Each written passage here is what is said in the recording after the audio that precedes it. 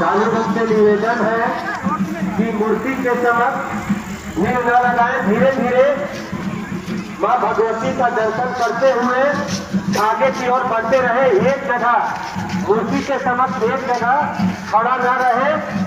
एक जगह खड़ा रहने से आपके पीछे वाले श्रद्धालुगण को आगे बढ़ने में दिक्कत हो रही है।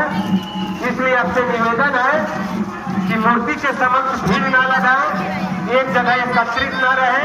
धीरे धीरे विकास द्वार से आगे की ओर निकलते रहे।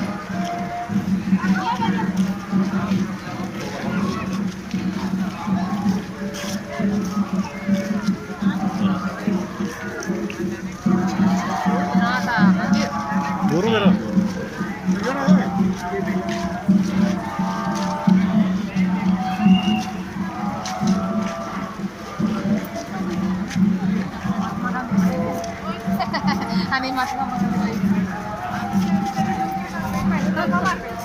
ke